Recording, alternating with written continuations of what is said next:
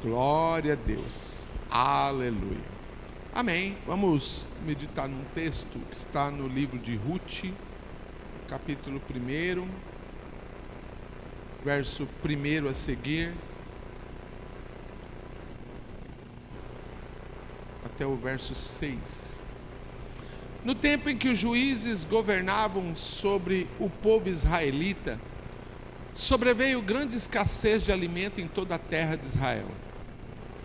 Por este motivo, certo homem de Belém de Judá, cidade da região de Judá, partiu com sua esposa e os seus 2 filhos a fim de morar ao menos por algum tempo nas terras de Moabe. Esses homens se chamavam Elimeleque, sua mulher Noemi e os seus 2 filhos Malom e Quilion. Eram efrateus de Belém de Judá. Chegando aos campos de Moabe, ali se estabeleceram.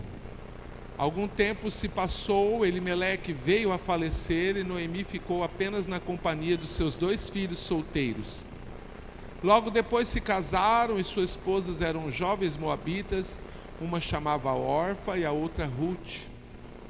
E permaneceram nessas terras por uns 10 anos. E aconteceu que Malom e Quilion também morreram, e Noemi ficou só, sem os filhos e a viúva.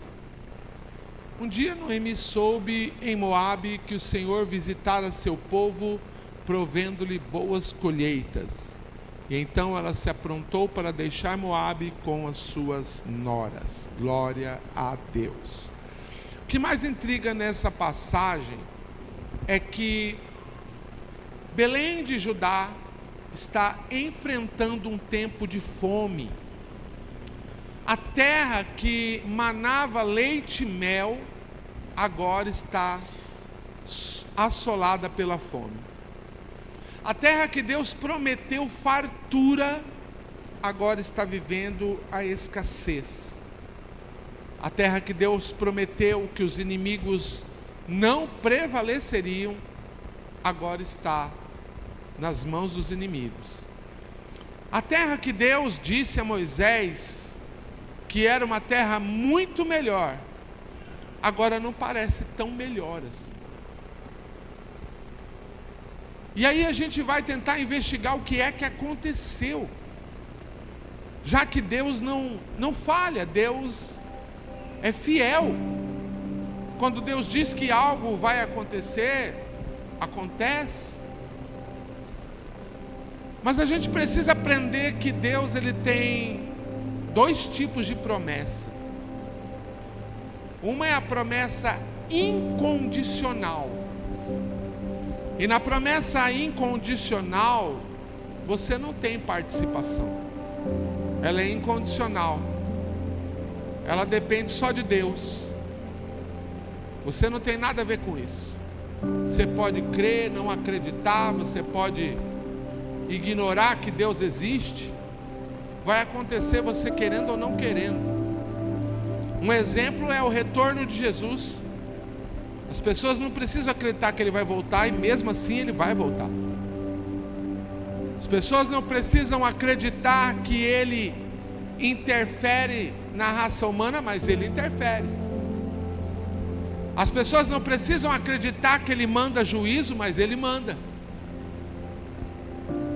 Então a promessa incondicional, ela não depende de mim, não depende de você, não depende do que a gente faz ou deixa de fazer. Mas a segunda promessa é a que a gente chama de promessa condicional. E essa promessa, ela só acontece quando a gente faz a nossa parte.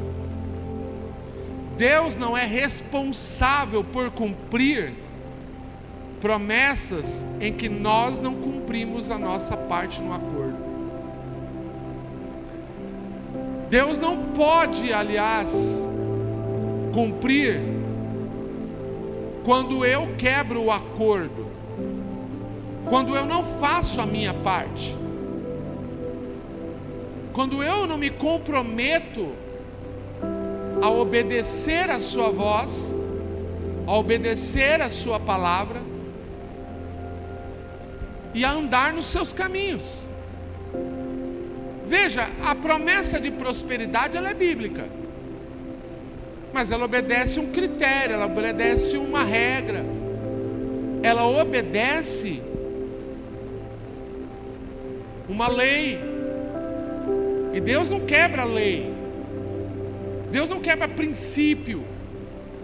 Deus estabelece o princípio para que esse princípio seja o canal aonde nós vamos receber a promessa. Por exemplo, Salmo 1: bem-aventurado é o homem que medita na sua lei de dia e de noite.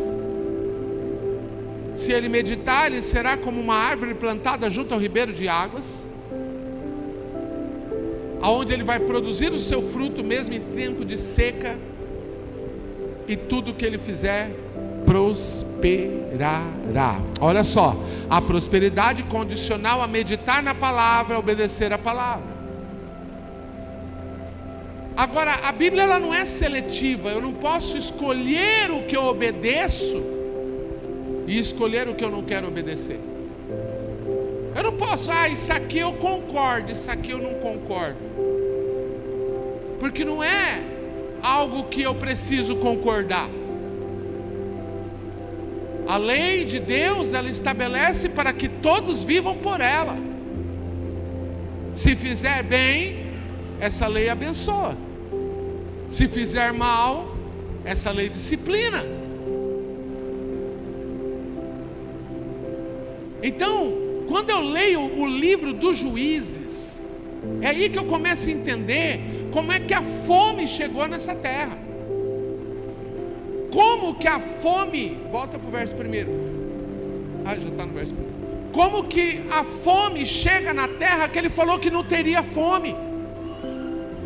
Como a fome chega no lugar onde Deus disse que teria fartura? Ora, é porque se você for ler o livro dos Juízes, você vai perceber que no livro dos Juízes havia uma inconstância espiritual. Um dia as pessoas estavam crentes e outro dia elas estavam desviadas. Um dia elas acreditavam em Deus, outro dia não acreditavam mais. Um dia elas seguiam o Senhor e as suas leis, outro dia elas ignoravam e adoravam outros deuses. Leia o livro dos Juízes. Se você não leu, leia. Porque no livro dos Juízes existe pelo menos 7 ciclos. 7 ciclos de queda e 7 ciclos de restauração. Era um ciclo que se repetia. Eles pecavam, Deus permitia os inimigos assolar a terra, eles passavam fome, eles clamavam a Deus e Deus levantava o libertador. E aí Deus foi levantando libertadores, foi levantando Eude, foi levantando Sansão, foi levantando Jefté, foi levantando Débora, foi levantando Gideão, foi levantando libertadores para trazer o povo de volta à obediência. E quando voltava, novamente voltavam a bênção de Deus, a fartura de Deus, o milagre de Deus, a presença de Deus, e os inimigos eram mandados embora. Conhece pessoas assim, que elas estão sempre repetindo o mesmo ciclo. Elas recebem a presença de Deus, Deus as liberta, Deus faz milagre na vida delas, e dali um pouco elas não querem mais vir congregar. Dali um pouco elas começam a considerar as suas necessidades mais importantes do que fazer a vontade de Deus. Não, eu tenho que cuidar da minha vida, eu tenho que dar um jeito na minha vida, eu tenho que correr atrás das minhas coisas. E sem perceber, elas vão se afastando do propósito. E como consequência, o inimigo encontra espaço para dominar certas áreas. Área financeira, área emocional, área material, área de enfermidade, área espiritual. Aí já não sente tanto o Espírito quando está na igreja. Aí já não sente tanto vontade de adorar quando está na igreja. Aí o culto é pesado, a palavra é cansativa, o louvor incomoda e não leva à adoração. E isso porque está cada vez mais distante. Está no culto, mas está preocupado com a mensagem lá de fora. Está no culto, mas está preocupado com o que vai acontecer amanhã. Está no culto, mas está mais preocupado com a vida cotidiana. E o ciclo começa a se repetir. Até que as coisas estreitam, então a gente vai para a madrugada, vai para a oração, vai para o jejum, vai para o clamor intenso, vai para o choro, vai para a lágrima. Aí parece que quando acontece uma tragédia de dor altíssima, aí entra em desespero. Eu vou fazer a tua vontade, eu vou fazer o teu querer, eu vou fazer o que o Senhor quer, eu vou fazer tudo o que o Senhor me pediu. Mas então Deus liberta, alivia a carga, alivia o peso, e mais uma vez eu tenho que cuidar da minha vida, eu tenho que cuidar das minhas coisas, eu tenho que resolver a minha casa, eu tenho que resolver aquilo que é importante para mim. E mais uma vez Deus fica em segundo plano. Então esse era um período de inconstância que eles viviam. E o que nós temos de pessoas nos nossos dias que vivem um período de inconstância. Em um dia estão cheias de Deus e com vontade de evangelizar a cidade inteira de Jardim. E no outro dia não tem coragem de sair de casa porque estão deprimidas, ressentidas, raivosas, endurecidas, cansadas, lamentando. Um dia estão tão cheias de Deus que exortam a igreja como a igreja deve se comportar, mas no outro dia não suportam nenhuma palavra de confronto porque tudo as irrita. Uma inconstância em que um dia está com firmeza, outro dia está pedindo socorro, um dia está feliz, outro dia está triste, um dia está com força, outro dia está fraco, um dia está cheio, outro dia está vazio. Esse é o período que vivemos hoje. É o período onde as pessoas elas não têm uma constância, onde elas não têm uma animosidade de permanecer perseverante, constante, acreditando em Deus. Porque eu não posso acreditar em Deus só quando tudo vai bem. Eu não posso acreditar em Deus quando tudo sopra a favor, porque é fácil acreditar quando tudo sopra a favor. Porque então eu faço algo, eu preparo um evento, eu preparo um congresso, uma conferência, aí eu vejo tudo soprando a favor, eu falo, olha, Deus está no negócio, Deus está no negócio. Mas então eu faço algo e aí nada acontece, e aí parece que Deus não está mais no negócio. Quer dizer, só se estiver bem eu acredito, porque se der errado então eu não acredito mais, então eu não sou constante. Então a minha fé não é firme. Então a minha fé, ela está pautada nas circunstâncias e não em Deus. Então ela está pautada em algo que acontece e não em Deus. Não é assim, queridos. Ou eu acredito em Deus todos os dias, ou eu não acredito. Porque Deus, Ele é Deus de todo dia. Ouça o que Ele diz: estarei convosco todos os dias, até a consumação do século. Ele não está com você só no dia bom, Ele está com você principalmente no dia mau. Sabe o que o salmista diz? Esse é o dia que o Senhor fez, nos alegremos e regozijemos nele. Ou seja, aquele dia que nada dá certo, aquele dia que te traíram, aquele dia que te decepcionaram, aquele dia que te ofenderam, aquele dia que te perseguiram, nesse dia Ele ainda é o seu Deus, nesse dia Ele ainda é a sua autoridade, nesse dia Ele é o teu advogado, Ele é teu juiz, Ele é o teu defensor, aleluia. Sabe aquele dia em que você recebe uma palavra de quem você não esperava receber, que você recebe uma palavra dolorida, de uma acusação, de alguém que você não esperava receber, uma afronta, seja do filho, seja da mãe, seja do pai, seja do irmão, não importa, te machucou, te feriu, e aí naquele dia você se sente solitário, sozinho, abandonado, rejeitado. Pois é, nesse dia Ele ainda é o teu Deus, nesse dia Ele ainda é o Senhor, porque a Bíblia diz, Ele é socorro presente na hora da angústia. Está chorando, Ele está lá, está sofrendo, Ele está lá, está dolorido, Ele está lá. Ele não te abandona, Ele não sai do teu lado, Ele ainda é o mesmo Deus. Aleluia, oh glória. É por isso que Jó, ele fica tão irado com a esposa, porque quando as coisas vão mal, essa mulher olha para ele e fala: Deus não te ama não, cara. Amaldiçoa esse Deus que você serve aí e morre. É melhor morrer do que viver assim. E ele olha para ela e diz: receberemos o bem do Senhor e não vamos receber o mal? Quer dizer, Deus só é meu Deus quando Ele faz carinho em mim, quando Ele me abraça e diz: vai ficar tudo bem, quando Ele vai do meu lado e diz: eu sou contigo,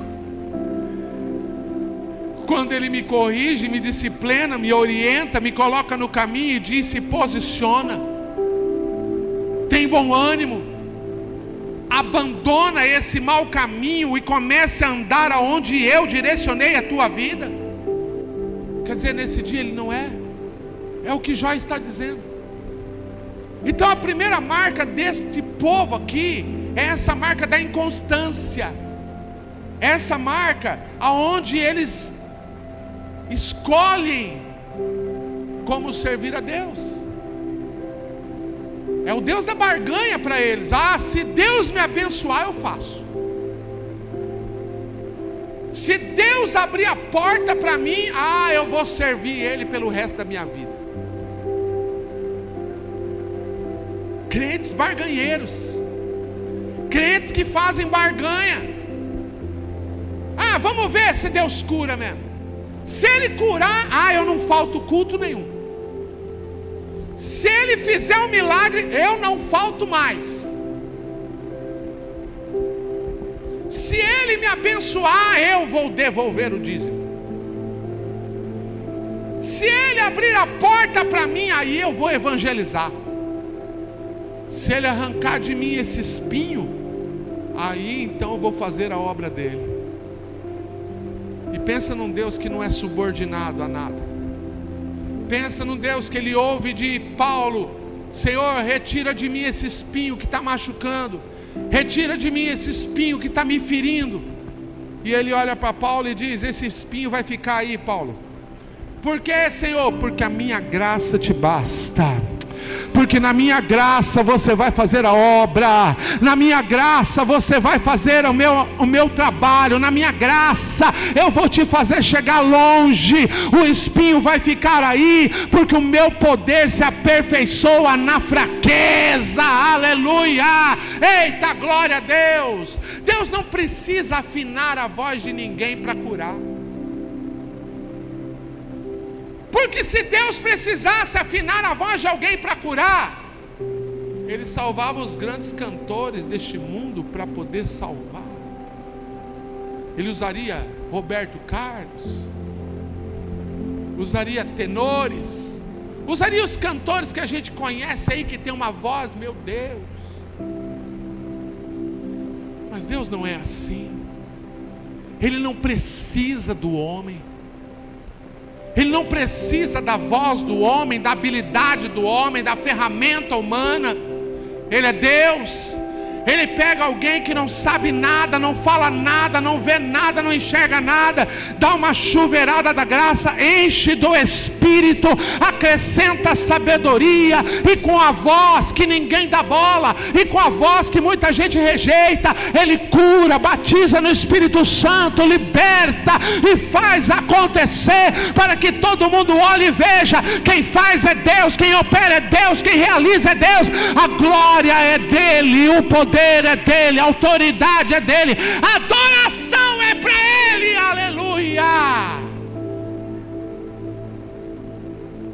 Se Deus quisesse vozes afinadas, Ele jamais viria ouvir a nossa, Ele ficaria ouvindo a dos anjos. Os anjos cantam, cantam, cantam. Mas quando Isaías chora no templo, ele deixa os anjos cantando e vai ouvir o Isaías chorando. Aleluia. Ele vem aqui só para ouvir o teu louvor. Glória a Deus. Oh, aleluia. Sabe o teu louvor que as pessoas fazem assim: eu não aguento ouvir aquele irmão cantar. Ah, meu Deus, já vai aquela irmãzinha cantar. Misericórdia. Deus faz assim, ó. Ouçam, anjos, a minha filha está cantando. Oh, aleluia. Ouça, o meu filho está adorando o meu nome. Ouçam, o céu está te ouvindo. O céu está parando para ouvir o teu louvor, porque o louvor é espiritual, não é carnal. Porque procurarei os verdadeiros adoradores que adorem o Pai em espírito e em verdade. Aleluia. Andou na verdade, Ele vem. Andou no Espírito, Ele chega. Aleluia. Esse é o louvor que atrai a presença dEle. Bendito seja o seu nome para sempre. Então o primeiro ponto desse povo é isso: eles precisam quebrar o ciclo. Segundo ponto, a Bíblia diz que naqueles dias não havia rei, e cada um fazia o que queria. Sabe, ser pastor hoje é muito difícil. Eu soube que não tem como eu fugir. Eu sou bobo. É melhor servir o Senhor, aleluia, e com toda alegria ainda. Servir o Senhor com alegria, oh glória. Mas não é fácil não. Por quê? Porque nós estamos vivendo esse tempo onde cada um faz o que quer. Eu sou de um tempo que quando a pessoa faltava na Santa Ceia, ela te ligava para avisar. Hoje não precisa nem ligar, é só mandar um WhatsApp. Mas hoje, não estão nem aí. Tanto faz. Pouco importa. Quem esse pastor pensa que é para ficar falando o que eu tenho que fazer? Por que ele não cuida da vida dele? Um tempo de independência, eu faço o que eu quero e ninguém manda em mim. Aí, nós temos os terapeutas dessa nova geração que fortalecem. Você não precisa da opinião dos outros, é só a sua que é importante. Não, você não tem que fazer tudo o que os outros mandam. Você tem que fazer só o que você quer. E esquecem que a lei de Deus, ela não é uma proibição, ela é uma proteção. Quando Deus disse a Adão: Adão, não coma do fruto, Ele está dizendo: senão você vai morrer, cara. Eu não quero que você morra, eu quero que você viva eternamente. Mas o Adão vai lá, ele pega o fruto, e o pior de tudo isso é que a Bíblia diz que a mulher foi enganada, o homem não foi enganado. Isso é o mais terrível, porque a mulher foi enganada, o homem não. A Bíblia diz que o homem caiu em transgressão. Sabe o que é isso? Ele escolheu pecar. Ele não foi enganado, ele não foi iludido, ele não foi ludibriado. Ele escolheu. Ele pegou o fruto e falou assim: ó, a partir de hoje não é mais a tua vontade, a partir de hoje não é mais a tua lei, e a partir de hoje não é mais o teu querer. A partir de hoje eu mando na minha vida.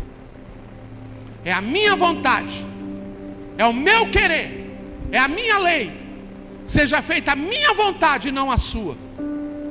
E é por isso que depois de alguns anos vem um segundo Adão, entra dentro de um outro jardim, aleluia, e começa a orar. Oh glória, a Bíblia diz que ele ora tão fervorosamente que o seu suor se transforma em gota de sangue, aleluia, e começa a cair num jardim que foi profanado, o sangue dele começa a resgatar agora, e ele faz uma oração: não seja feita a minha vontade, mas seja feita a sua vontade, aleluia, oh aleluia.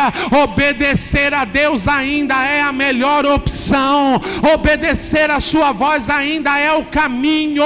Eu vejo pessoas que estão cheias de problemas. Esses dias alguém mandou uma oração: por favor pastor, eu estou passando por uma prova terrível, ore por mim. E eu disse: venha ao culto, eu vou orar por você. Não quis vir, não veio, não quer saber.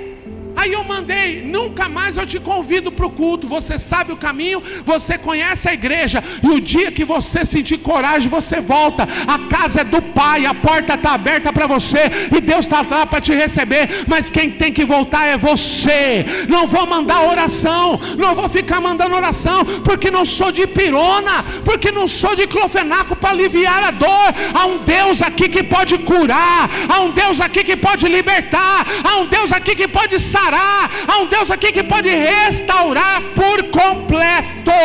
Agora tem gente mal acostumada, fica pedindo para você ir lá e orar, fica pedindo para você ir lá e fazer uma sessão de libertação, mas não quer se comprometer. O que liberta é comprometimento, o que liberta é responsabilidade, o que liberta é assumir a posição diante de Deus e dizer: eu não quero mais viver essa vida miserável, eu quero é Jesus, eu quero uma nova vida, eu quero uma vida transformada, eu quero uma vida na presença dele, aleluia, oh glória.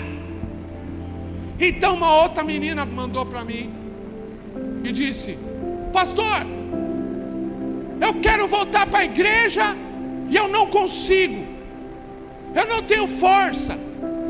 Por que isso acontece?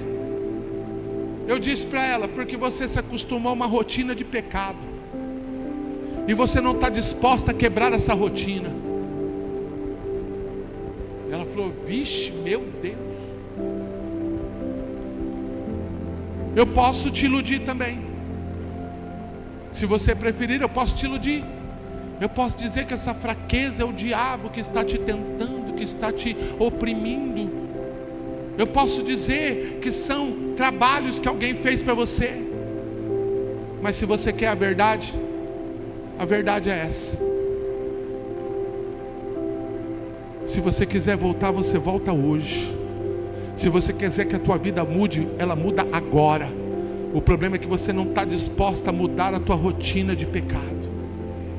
Nunca mais falou comigo, mas eu não vou morrer com essa palavra. Sabe o que está acontecendo, irmãos? A gente está floreando demais para falar as coisas. A gente fica com medo de falar as coisas e as pessoas estão indo para o inferno, porque não temos coragem de falar para elas que elas estão indo para o inferno. Elas estão indo para o inferno, e há muitas pessoas dizendo: não, está tudo bem, está tudo bem, isso aí não é culpa tua não, isso aí é culpa lá da tua tetravó, isso aí não é culpa tua não, é culpa do seu ancestral. Coloca para mim Ezequiel 18 aí, por favor. Olha o que o Senhor diz.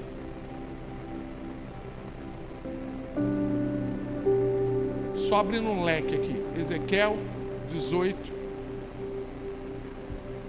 verso 2.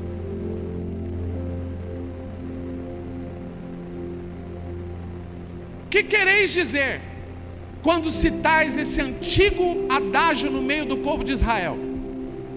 Os pais comeram uvas verdes, mas é os dentes dos filhos que ficaram embotados. Coloca para mim a tradução, nova tradução linguagem de hoje, bem fácil para todo mundo entender.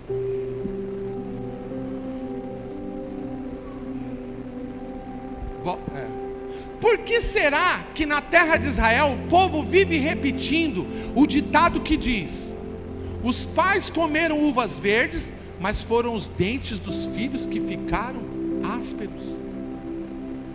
Avança.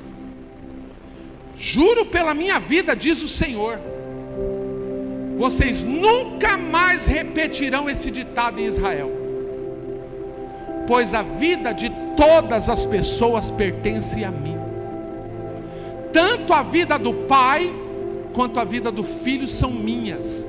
A pessoa que pecar é que morrerá. Imagine que exista um homem verdadeiramente bom, correto e honesto. Esse homem não adora ídolos, não come carne de sacrifício oferecida em templos proibidos, não seduz mulheres casadas e não tem relação com mulher durante as regras, não engana, não rouba ninguém, devolve aquilo que lhe foi dado como garantia de empréstimo, dá comida a quem tem fome e roupa a quem está nu. Quando empresta não cobra juro, recusa fazer o mal, qualquer questão, suas decisões são justas, obedece os meus mandamentos e guarda cuidadosamente as minhas leis. Esse homem é correto e viverá, diz o Senhor Deus. Apenas até aí. Veja o que ele está dizendo aqui. Que cada um é responsável por si mesmo. Ele está dizendo que cada um é responsável pelo seu próprio pecado.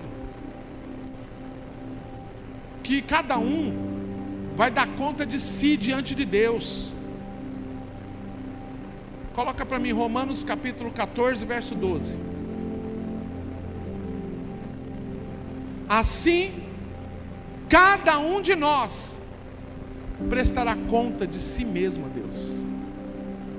Então não tem como eu jogar a culpa em quem veio antes de mim. Não tem como eu jogar a culpa em algo que não sou eu que decido. Eu sou responsável por aquilo que eu faço. Então a nossa responsabilidade é dizer para essas pessoas que existe um caminho, e esse caminho é Jesus. Ele ainda continua salvando, aleluia. Ele ainda continua libertando, aleluia. Ele ainda continua libertando o seu povo. Ontem eu achei maravilhoso todo aquele evento que foi feito ontem. A parte mais maravilhosa que eu achei foi a hora que a missionária Gleice fez as crianças repetirem a oração diante de Deus, aceitando Jesus. É certo que as crianças já são do Senhor, mas ontem havia trabalho de tudo que era tipo ontem. Havia trabalho de feitiçaria, maçonaria, macumbaria, caminhos que podem levar a criança a se perder pelo resto da vida. E a Bíblia diz o quê?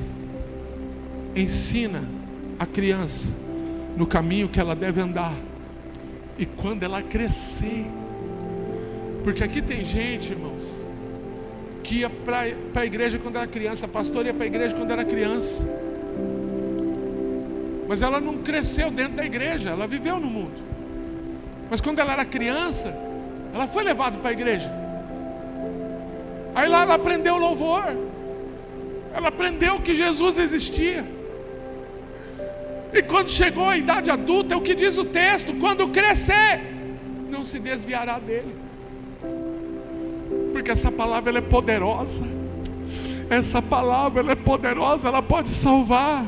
E quando ela orava com as crianças ali, as crianças repetindo o nome do Senhor, eu ficava ali pensando: Deus está salvando uma geração que talvez eu nem conheça amanhã, talvez o Senhor me leve, talvez eu não esteja vivo aqui, mas eles vão glorificar o nome do Senhor. Sabe por quê? Por causa de um ato, por causa de um momento. Então há poder naquilo que você faz, há poder, há autoridade em você, há autoridade no nome dele, aleluia.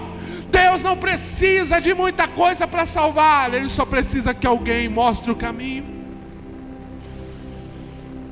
Então os pregadores se sentem demais porque pregam muito. Deus não precisa de pregadores, mas ele levanta pregadores. Mas Deus não precisa. Eu lembro de uma história de uma conversão extraordinária. pastor estava pregando num determinado congresso, e então ele começou a contar o testemunho dele. Ele contando que, como ele conheceu Jesus, que um dia saindo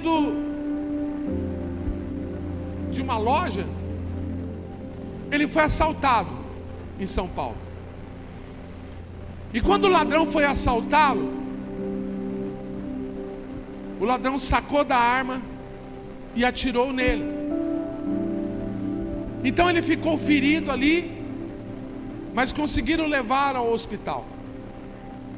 E lá no hospital pregaram o evangelho para ele. Lá no hospital. Nós precisamos entrar nos hospitais. Nós precisamos, Deus está abrindo uma porta para nós, uma porta extraordinária. Deus está nos abrindo uma porta. Precisamos ir aonde estão os feridos e os perdidos. Foram no hospital e pregaram para ele. E ele aceitou Jesus dentro do hospital. A vida dele mudou. E então Deus o levantou e ele se tornou um pregador. E ele se tornou um grande pregador. E ele estava pregando no congresso. E conforme ele contava o testemunho, um obreiro se levantou chorando e começou a falar em língua estranha, e entrou no manto, uma coisa forte, e ninguém entendia aquilo. Então o obreiro se aproximou dele e pediu o microfone para poder falar algo. Ele entregou o microfone para aquele obreiro, e aquele obreiro abriu a boca e disse: eu era o ladrão daquela noite, e quando eu atirei em você, a polícia me pegou, e eu fui parar na cadeia. E lá na cadeia alguém pregou o evangelho para mim, e eu conheci Jesus. Aleluia! E desde então a minha vida mudou, e eu tenho glorificado o nome dele. Veja o que Deus faz, veja o que Deus pode fazer através de você. Só basta você abrir a tua boca e ele vai salvar. Só basta você abrir a tua boca e ele vai resgatar alguém. Não perca tempo com aqueles que não querem, não perca tempo com aqueles que desprezam. A Bíblia diz: não dê aos cães as coisas santas, não joguem pérolas aos porcos. Pessoas que não querem saber de Jesus, elas só querem ocupar o teu tempo. Mas há milhares de pessoas que não tem ninguém para falar para elas do amor de Jesus. Não tem ninguém para falar para elas do amor de Jesus. E você está ouvindo essa palavra. Deus quer usar você, Deus quer usar você, Deus quer usar a tua vida, Deus quer usar a minha vida para fazer a diferença nessa geração. Aleluia! Obedecer o seu chamado. E é por isso que tantas pessoas têm pago um preço tão alto, porque são pessoas que Deus chamou e mesmo assim acham que não podem fazer, ou que não querem fazer, ou que não devem fazer.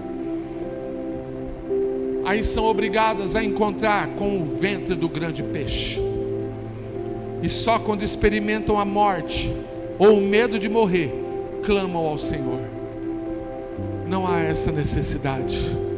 Eu ouço um chamado de Deus aqui nessa noite. Eu ouço um chamado, porque eu nem estava pregando isso, era outra coisa. E o Senhor falou para mim: eu vou abrir uma porta e vocês vão encontrar os caídos. Eu levarei essa igreja aos perdidos. Eu levarei essa igreja aos cativos. Eu tenho os meus missionários e as minhas missionárias nesta casa. Eu estou levantando o exército para pregar a minha palavra. Eu vou levar o meu povo a encontrar os cativos. Aleluia! Bendito seja o nome do Senhor Jesus. Era um tempo de independência. É por isso que o flagelo vem. É por isso que veio a fome, é por isso que veio a dor, é por isso que veio o castigo, é por isso que veio a disciplina. Então alguém pensa: mas por que Deus vai ficar zangado assim? Esses dias eu coloquei um versículo: aquele que deu o seu próprio filho, como não nos dará com ele todas as coisas? E essa parte é maravilhosa, né? Essa parte é boa. Eu vi um monte de gente lá no joinha. Muito boa esse versículo. Mas o texto diz aquele que nem seu próprio filho poupou. Se ele não poupou Jesus para salvar eu e você, acha que ele vai poupar a nós para não salvar quem ainda precisa ser salvo? Estamos vivendo os últimos tempos. As coisas estão ficando cada vez mais estreitas. Mas eu acredito num avivamento. Eu acredito num despertamento. Eu acredito num renovo, numa mudança. Eu acredito que Deus vai visitar o seu povo. Eu acredito num Deus que vai visitar a sua igreja. Volta para mim, Ruth 1:6. É exatamente quando ela ouve falar que Deus visitou o seu povo. Um dia Noemi soube que o Senhor tinha ajudado o seu povo, dando-lhe boas colheitas. Em outra tradução diz que Deus visitou o seu povo dando-lhe pão. Oh, glória a Deus. Esses dias eu estava meditando nesse lugar, que a gente estava precisando pensando em convidar alguém para pregar. E eu estava vendo que, sem nenhuma falsa modéstia e sem nenhuma vanglória, porque seja o nome do Senhor glorificado, mas os bons pregadores dessa cidade estão aqui. Não, vou repetir porque você perdeu de dar um glória.